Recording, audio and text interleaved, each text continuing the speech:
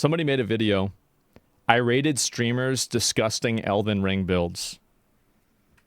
And this is the thumbnail. Today I'm going to be bullying your favorite streamers because of their Elden Ring builds. Yep, I'm going to be taking 5 of your favorite streamers and pinning each of them against a new game plus Godric. Also, we can rate them based off of our criteria, which we'll get to in a second. Let the rating begin. First is CDogVA, the guy that voice acts every YouTube project and bows down to Latina women. No, really. Listen to the feisty Latina lady. If she tells you to order pizza, order it, because you're going to lose at the game if you don't, like I did. What in the world is bro I did that too, okay? About. Before testing his build, my first impressions was that CDog was just running a normal strength build. I mean, this character is literally nuts from birth. The difference, though, is that he is running Bloodhound Step, which is mostly just a replacement for dodge roll, so I don't think it'll impact things that much. But let's just get straight into testing so we can hold him against our criteria, which we'll cover in a second. All right, let's see how this build feels.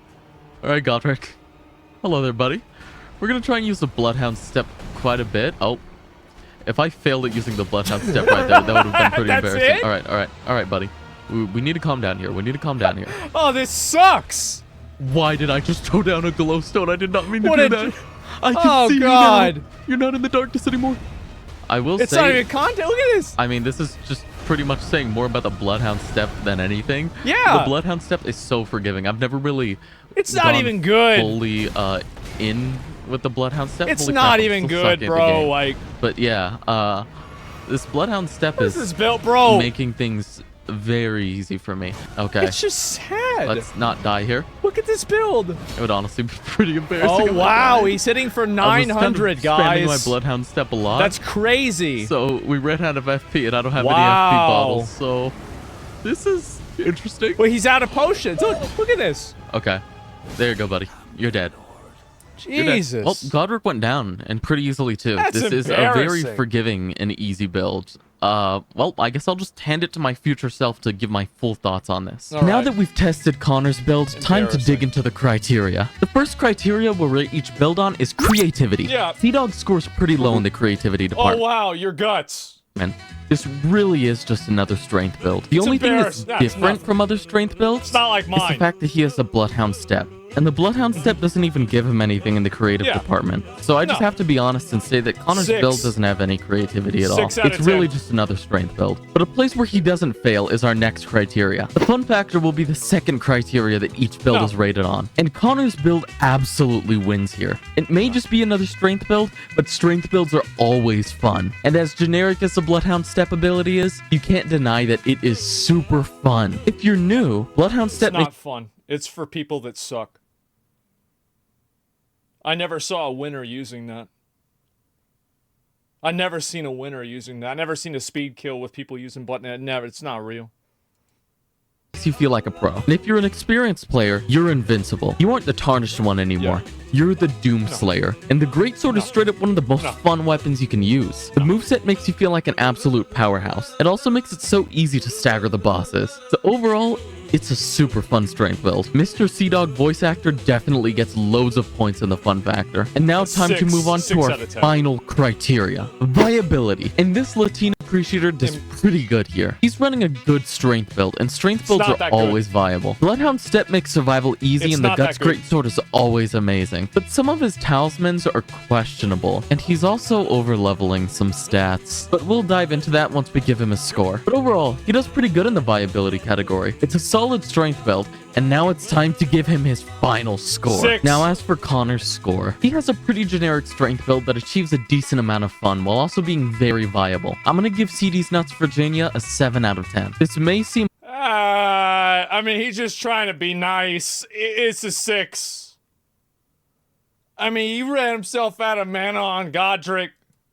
Harsh, but it really is just another strength build. But there are loads of things he can do to get a 10. The first issue with this build is that he has level 85 strength. You start don't need that. Really getting diminishing returns past level 60. And with his build, I don't see a point in leveling it past 60. This means if he changed this, he would have a whopping 25 levels he could literally put anywhere else. That's insane. It's not actually. Like, this is the one part about the video that I disagree with. If you are attacking, there's no reason to put points in things that are not attacking. Strength will increase the damage of your attacks all the way up to 99. Now, there is a diminishing return, but the diminishing word is less important than the other word, which is return. There is a return. It's just not as big. Any idea what a man could do with 25 levels in this economy? He could put that into mind and get more focus points for his Bloodhound stat, or he could throw it into Dex. Oh, that's true. Yeah, that's true. Get more mileage for his greatsword scaling. Yeah, also, he has 60 vigor. He doesn't need the Crimson Amber Medallion. He could put so many amazing talismans there. The world is your oyster, man. Same thing applies to the Star Scourge Heirloom. He's already over the strength cap, so it's really unnecessary. But these are no-life recommendations. Like, what player cares about stat caps? But either way, winners. That's what he would have to change to get a 10. Care. Congrats to Connor for getting a 7 out of 10. We have 4 more really popular streamers to rate, and one of them is a 10 out of 10 build that you just have to try. But let's get right into Jerma's build. I don't know a lot about Jerma other than the fact that he's the reason this god-awful image exists, so screw him for that. But before we get into the in-game testing, my first impressions of this build is that this armor makes Jerma look strangely curvaceous. I mean, seriously, Jerma's character is a man, and I'm straight, but Jerma's armor got me going. His character's hot and sexy body aside, my pre-testing thoughts is that this seems like a pretty normal magic build. He has the Carrion Regal Scepter, so for testing, we're gonna lean into using moon spells because of the buff the scepter provides. He also pairs that with the Moonveil Katana, so we get a healthy dose Wow, what a great of melee idea. and magic in this build. Respect to Jerma for not sitting in a corner and spamming magic like some other people do. But anyways, let's get straight into the test. Ooh, Godric, I'm back. I killed you a couple of seconds ago, but you're dead. What your grace is inside you. You can tell that I killed you before. Take this. Take Starlight. Haha, you can see me now. Oh, no. All right, let's use Randy's Dark Moon. Oh, this build sucks. Take the moon. Oh, God. I mooned 1,000 you. That damage. move wasn't as powerful as I would have liked it to be. Wow. Take that. Take that. Why does it have that short of a range? Come on, man. Can't even do any damage. Dude, why does it feel like Randy's Dark Moon is just as powerful as the Ice Rack? Oh, I shouldn't have done that. I shouldn't have done that. Miss. Holy crap, man. He can't Randy's even do Dark any Moon damage. is underpowered. Come on. Come on. Attack. Attack. Attack. Get him. Look at him. Oh, that did so much damage. Yeah, right. finally. Quickly, -1 I out need of more 10. light. This is awful. Kill him with light. It's embarrassing. Why do people keep trashing on magic? They're not. That's a banger. Holy crap, man. A duelist Moonblade is super fun. Oh, now we gotta dodge this. I can see your attack because of luminosity. Nope. So I will dodge it easily. Okay, yeah. I don't know why the moon did such little damage that first time. Can't even kill the boss.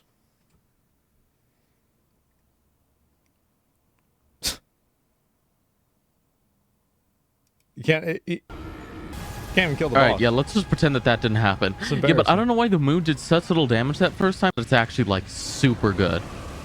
From the first try alone, you would think that it's actually pretty overpowered. Okay, we're not falling off the edge No, you don't have again. resistance to gravity. We're not doing that again. Stop. Look, he's almost dying again. Stop.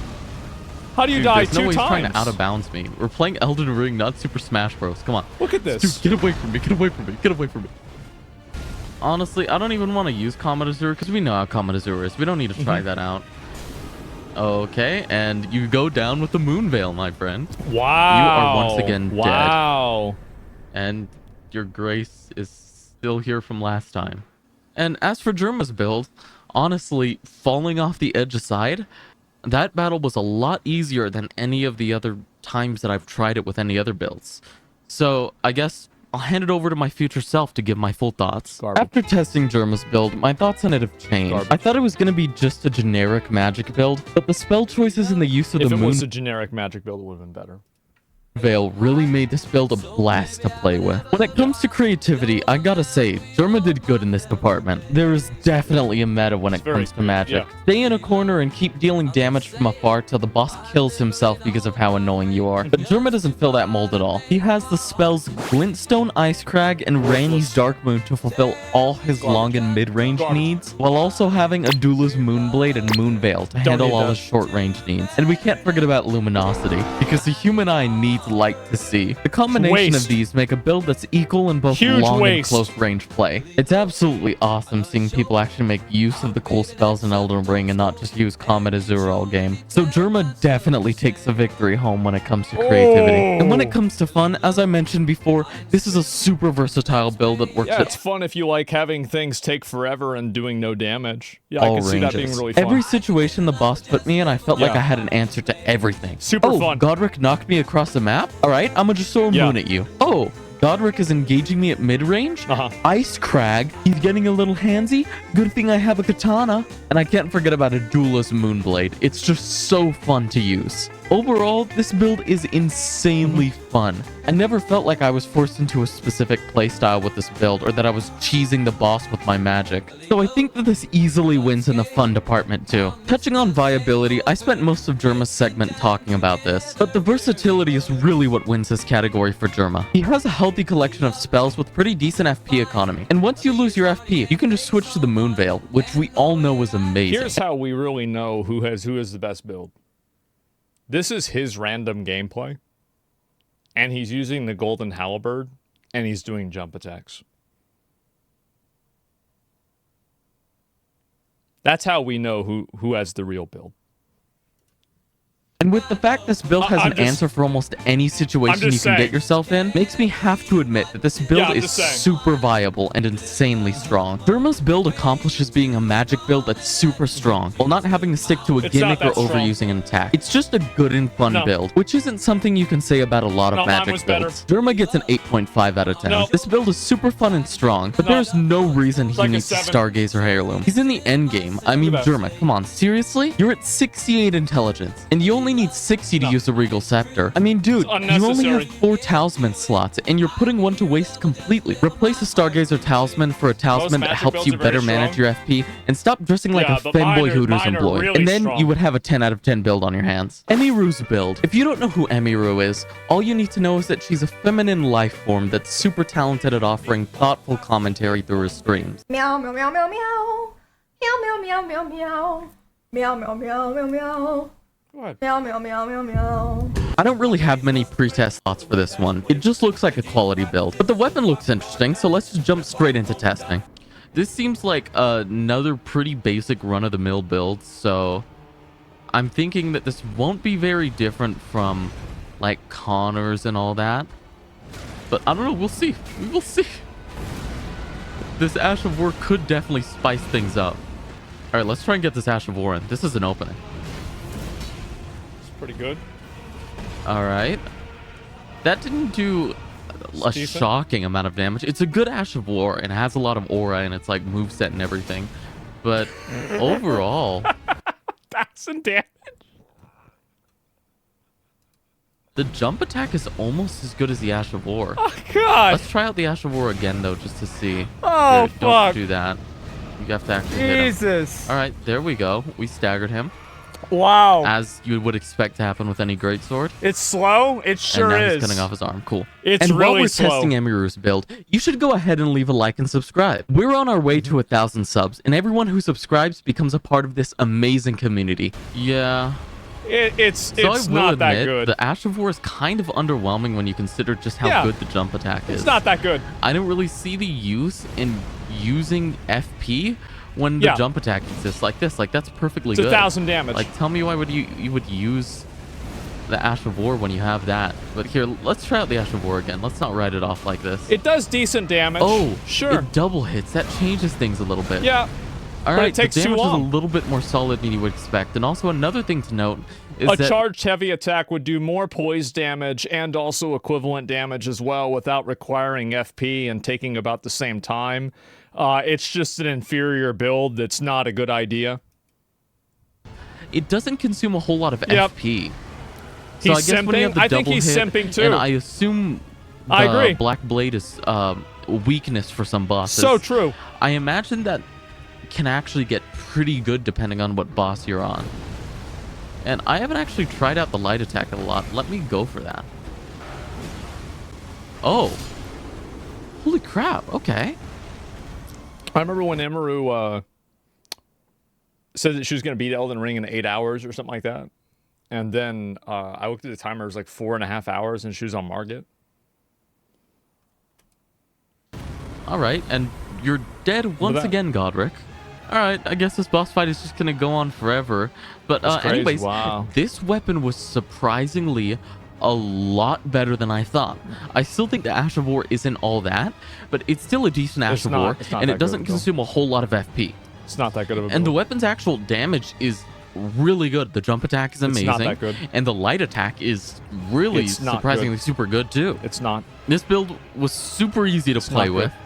And I guess for the rest of my deeper thoughts, I'll hand it over to my future self again. After playing with Emiru's build, I gotta say my opinion has changed a lot. Before we get into officially judging her, I need to point out the fact that Emiru changed her build a lot throughout her playthrough. Because it wasn't good and she had to keep trying new things. Grabbed the build she walked into the final fight with. I just needed to point that out just in case you see her playing with another build and think that I pulled this out of nowhere. Fine, when it comes to creativity, I mean, not everybody's as good as me. Emiru doesn't go far in this category. I think she was just trying to make a generic build so she could just try loads of stuff out, which is fair because it is her first playthrough. But it results in a super boring build. Even her talismans just give general stat boosts. One plus in her category, though, is the weapon. This weapon has so much aura. The special ability is literally imbuing it with... No, it doesn't. It's literally a bubble wand. It's embarrassing. It's for girls. I mean, I guess she's a girl, so it's okay, but still. Black flames and violently striking your opponents down. So yeah, Emiru's build isn't creative, but her weapon is cool, I guess. Honestly, she barely gets any points in this category. No. When we're talking about fun factor in this build, Emiru does a pretty good job. Granted, that's only because of the weapon. Actually, you know what?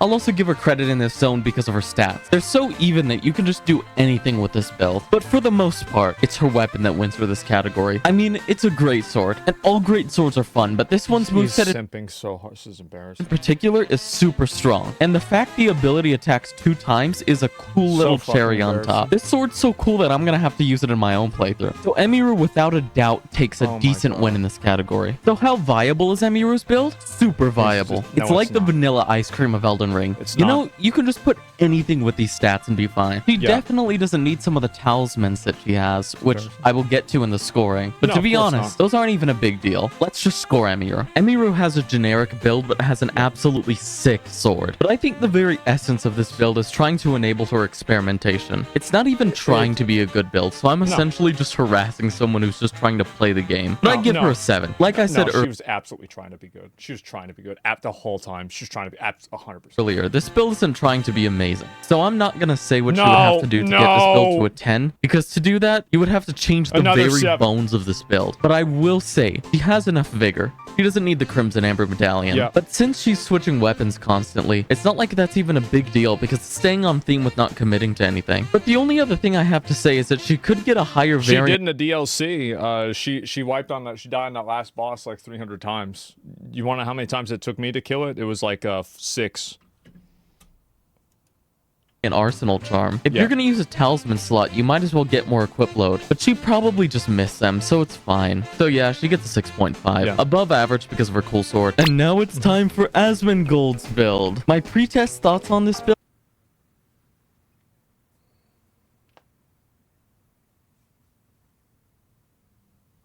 Finally, we got the good content.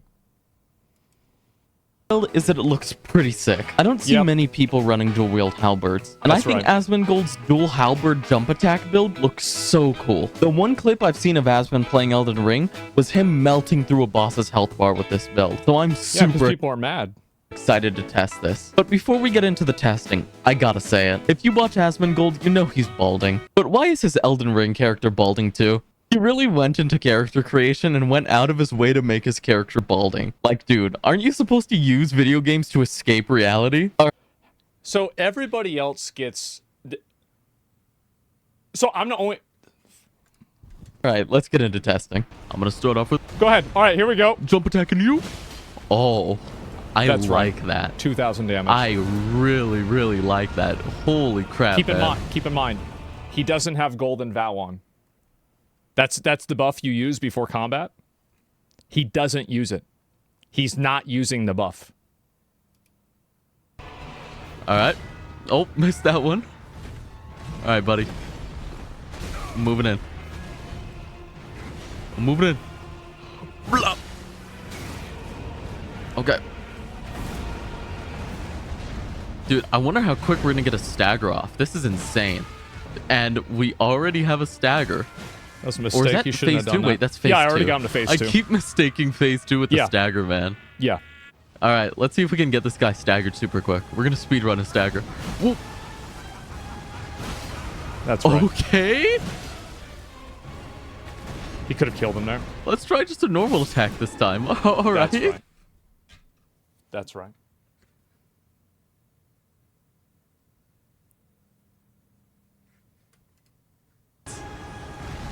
That was so Yes. unbelievably fast.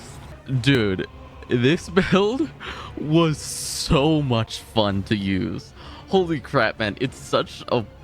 I have so much to say about this build, but Yeah. it was a super fun build. Right. And the boss was super easy with it. Like, Yeah. holy crap, man. That is probably the easiest boss I've had my so life. far in this entire video. Absolutely.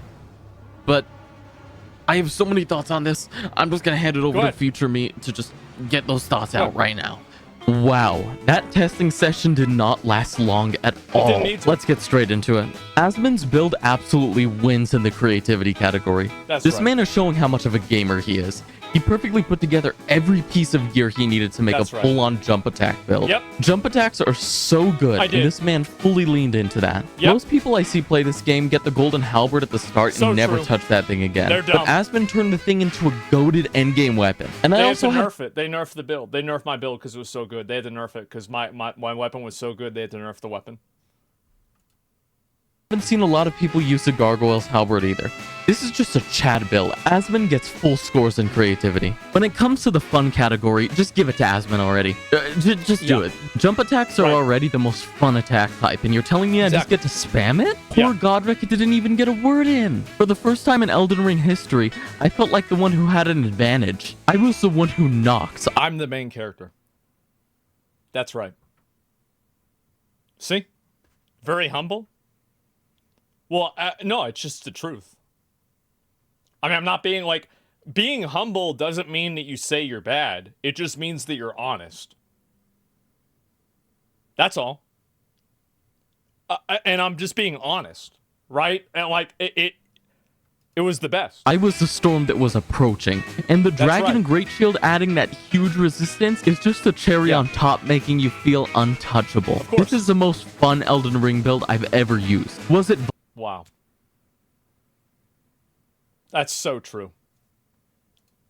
viable? Did you guys see that health bar? Yeah, it's crazy viable. When you wield this against a boss, it's like those Yeah. videos that are like 1000 degrees knife against insert item here. Yep. Let's just stop wasting our time. Asmon gets a 10. I didn't know I needed a dual wield halberd jump build, but now I do. I could comment on the fact that he has 99 yeah. strength, which is well over the cap, but at this point, the build is such a Chad build. It doesn't 99 matter. strength is probably more of a statement. doesn't We fucking have matter. found a true gamer. Too Nobody bad he became a cares. political streamer. But hats off to Asmon for this build. Now for the final streamer of this video. We have Disguised Toast. I gotta be honest, the only thing I know about this guy is that he played Among Us at least once. Yeah. And when it comes down to my pre-test thoughts, this is a Moonveil build. This is Yup, embarrassing. it's a Moonveil build. And with a shield, which actually isn't common. Let's just give it a chance. To testing we go. Let's Alright, see. right off the bat, the shield doesn't have any Ash of War, so we can just use the Moonveil's Ash of War without having to course. unequip. Let's see how the shield is. Can you dodge this, buddy? Oh. This is pretty good. Yeah. This negates 100% of physical damage. Yeah, it's All carrying right. that shield's a good shield. It's a good option for him. Dude, this is like a really solid shield. Yeah, it's a good shield. There you go, buddy. I negate all your damage. That's what you get, buddy. Yep, let's negate it again. Oh boy, I sure do love negating damage. All right, let's try and really get in there now. Yep, we'll just kind of walk. Oh, Can you guys imagine that the thing that he's glazing Disguised Toast for was my second build? And my build was way better than this for tanking. we got knocked So it's like I'm over. pretty much winning two, and I'm winning twice. I will say, it's not every day you see a Yeah. katana used in tandem with a shield. Look at this damage. It's not completely unheard of, but it's definitely not usual. Come on, Because it Dragon Boy. sucks. I'm gonna tear you apart. I'm gonna tear you apart. Let's actually start using some of Moonveil's 500 abilities. damage. Holy crap, man. This is absolutely insane. I keep forgetting 800 damage, bro. Like, just how good Moonveil is. Like, oh, God. this is a top tier katana for a reason. It's just sad. And now that we've lost some health, let's actually try and use that talisman that regenerates our health a little bit. It doesn't work. It sucks. It's a okay, waste. that is at an absolute snail's pace. Yeah, it sucks. You shouldn't use it. I knew The that. only way I can see that being useful is like when you're in the normal open world and you don't want to use a flask not after good you then finish either. the fight, so you just No, walk it doesn't matter, because in the open world, you get your flash charges back after combat, so it's stupid then, too. around and let it bad just idea. automatically regenerate. But in the boss fight, this is almost completely useless. Unless you really want to make like loads of space and just be like, wait, let my health regen. But dude, at that point, you'd be waiting like 50 years just waiting It's for your health to embarrassing. regen. Yeah. All right, It's a let's waste of finally space. finish this guy off. There you go, Godric. You are dead once again. Toast's build was a bit of a surprise. There were a ton of parts to this build I Surprising to me how bad it was. didn't expect to be as impactful as they were. Yeah. But let's just get straight into the details. When it comes to creativity, Toast is lacking. It's just a Moonveil build. Yeah. And even though I do think the shield makes for a nice addition, it's just such a nothing burger in the creativity category. I will say, the Moonveil isn't the Rivers of Blood or Nagakiba, so you can argue that he didn't go for the biggest meta. But Moonveil is still kind of meta. I guess it's a little creative because of the shield. Yeah. I'll just give that to him. But is Toast's build fun? Yeah, it's really fun. I mean, it's 99% because of the Moonveil. That thing is just a dream to use. But the shield also adds a healthy layer of fun. The 100% damage negation was huge and made me feel like an immovable object because I was. And that's super fun. Toast gets good marks in the fun category. Now in the viability category, the Moonveil is of course an amazing weapon, so it goes without saying this build is super viable. But the shield is also a big factor in its viability. I don't always want to dodge The shield was a good choice for him. He made a good decision with the shield. an attack. And when I'll be there's an fair. attack I don't know how to dodge yet, it's a That was a good- godsend yeah. having a shield that will just negate all the damage. shield's a good It can decision. replace dodging in a lot of cases if you use it right. It's also great for a first playthrough, which makes me surprised I don't see things like it more often. I do have some problems with the talismans, but we'll get to that in the scoring. But I think Toast kills the viability category. And as for Toast's score, he has a cool Moonveil build. Don't get me wrong, he has questionable talismans, but overall, he has an interesting take on the Moonveil build, which was way more fun to play with than I expected. So I'm gonna give Toast a 7.5 out of 10. As I said before, Toast's build is super fun and viable to play with, but the talisman section is just a mess. I mean, How about that? really? Radagon Scar Seal in the endgame? You're Man. taking more damage to boost your stats when most For of your nothing. useful stats are already where they For need to be. I'm absolutely also not a nothing. fan of the Blessed Dew talisman, and if you're gonna have the Massive Arsenal mistake. Charm, you could get a higher version of it. But once there's again, yeah, probably you don't just even have the one from the bucket. miss the higher versions. So I'm not gonna go too hard pot. on that. And what in the world are you wearing? You're rocking the Dung Eater Greaves? Like, what am There's I no looking at, reason man? for that. Change all that and you could get near a 10 out of 10. He's wearing the poopy 7.5 pants. honestly isn't bad, Toast. If you want me to Yeah. bully a streamer you like, leave them down in the comments so I can get to them next time. And if I missed something or you have suggestions for their builds, feel free to leave them down in the comments. If you want to see what your Elden Ring build says about you, click Wow. the video on the screen. And my closet door won't close for some reason, which has me in a bad mood. Please like and subscribe to make me feel better. And if you do, see you next week. So this super weird Well, out of touch guy. As of no Today I'm gonna- surprise to anybody, my build was the highest rated, the highest quality. It actually got a perfect score, and it was better than everybody else's. Which is just that's just how it is, right? I mean, that's just the way it is. And so, of course, right, the goat of Elden Ring. Yeah, I know you don't ain't playing games so much anymore, but your game content's still your best content. So many memorable moments. Well, that's just the way it is, right? I mean, the build was insane. It was incredible. It was one of the best builds that people like. A lot of people did this build after they saw me doing the build, because they saw that I was doing the build, and they were like, "Wow, this is really good. We're gonna do this too." So I started a whole movement. That was it. It's not humble enough. Yeah, I feel like I'm not even being humble enough about this, and I'm being too humble. There's a reason why everybody was mad. People would watch me play, and they were just mad because of how well I was doing. And that's a great Trump impression. Yeah, you know what else happened? I trumped the bosses. It was no big deal. People malding about it over fucking nothing. That's the way it goes, boys. That's just the way it fucking goes.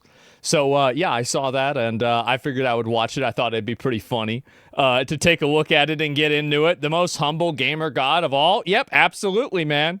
Abso-fucking-lutely. And you need to play Coconut Simulator. I don't know what the fuck that is. But, yeah, anyway, Halabardo build and the wall, the two best builds. Yeah, I know. Like, whenever I make a new build, it will automatically be the best build. That's just how it is every single time. It's an unethical weapon. Yeah, because it's making people mad. That's the thing. Is that it makes people mad because of how well I'm doing in the builds. And so I just want to see, like, and the worst thing about it was, like, if you look at the look at the thumbnail here. That's a lie. Bro, it was the opposite. Nobody even got like nobody even got a 9, bro. I had a 10. That's it, man. It's a clickbait. Yeah, bro, like that's it. Because people are mad. But it is true. And it's true in every game.